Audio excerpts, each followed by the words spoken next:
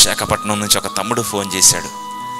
గత మాసంలో సరిగ్గా నైట్ 2 గంటలకు ఫోన్ చేశాడు. ఫోన్ ఆన్లో పెట్టాను, ఎందుకంటే ఏ టైంలో ఎవరు చేస్తారో, సేవకులం కదా, ప్రార్థన అవసరం ఉండొచ్చు. 2 గంటల పైన ఫోన్ చేశాడు. ఏంటి తమ్ముడు అనగానే అంటున్నాడు, అన్నా నాకు ఈ రాత్రి భయం వేస్తుంది అన్నాడు. ఎందుకు తమ్ముడు అంటే, నాకు కరోనా వచ్చిందన్నా. కరోనా వచ్చిందన్న. బోల్డ్ మందికి వచ్చింది కదా, తగ్గుతుంది కదా, నువ్వు ఎందుకు కంగారు పడతావు తమ్ముడు అంటే, అన్నా ఎందుకో నాకు ఆయాసం వచ్చినట్టు అనిపిస్తుంది. ఒకవేళ నేను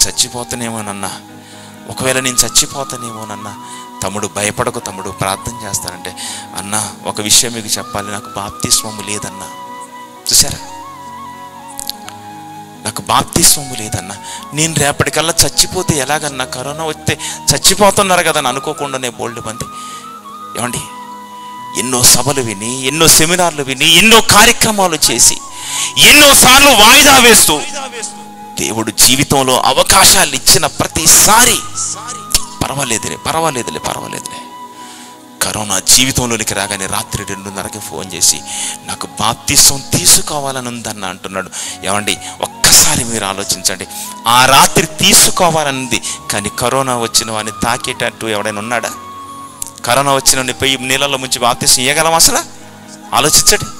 నీకు తీసుకోవాలనుంది, కానీ ఇచ్చేవాడు ఏడి? అవకాశం ఉన్నప్పుడు నువ్వు ఎందుకు వాడుకోలేదు? తమ్ముడు, నీకొకటి చెబుతున్నాను, మోకరించి ప్రార్థన చేసుకో, తండ్రితో ఒప్పందం చేసుకో. తండ్రి, ఒక్కసారి నన్ను మన్నించు, ఆయుష్ పొడిగించు తండ్రి, తదుపరి నేను బాప్తిస్మం తీసుకుంటాను, నీ కోసం బ్రతుకుతానని నువ్వు ఒప్పందం చేసుకో దేవుడితో. నేను నీ కోసం ప్రార్థన చేస్తాను. దేవుడి చిత్తం ఏంటో నీ పట్ల జరగాలంటే నువ్వు ఒప్పందం చేసుకో దేవుడితో అనగానే, సరేనన్నాన్ని మోకరించి ప్రార్థన చేసుకున్నాడు. దేవుడు వాళ్ళ తండ్రి, నన్ను బ్రతికిస్తే ముందు చేసేది నేను బాప్తిస్మం తీసుకునేది అన్నాడు.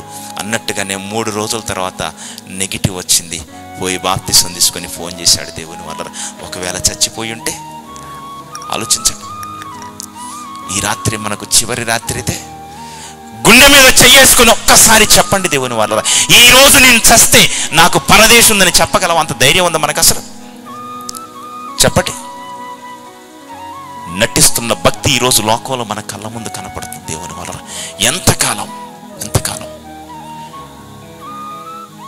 మనుషులు పిట్టల్లా రాలిపోతుంటే, కొత్త రోగాలు మానవ జీవితాల్లోనికి చొచ్చుకొని వస్తుంటే, లోకంలో ఏదో ఉందని మనిషి సంతోషాలు లోకంలో ఎత్తుకుంటున్న కాలంలో మనం ఉంటే, యేసుక్రీస్తు భూమి మీదకి వచ్చింది మృతులలో నుంచి మనల్ని తిరిగి లేపటానికి అనుకుంటున్నప్పుడు, మృతులలో నుంచి మనం తిరిగి లేవాలంటే మన జీవితంలో ఒకటి జరగాలన్న కనీస ఇది జ్ఞానం అనేది లేకుండా మనిషి మారిపోతుంటున్నాడు దేవుని వాళ్ళ. సమయం ఉన్నప్పుడు జీవితాన్ని భద్రం చేసుకుందాం దేవుని వాళ్ళ.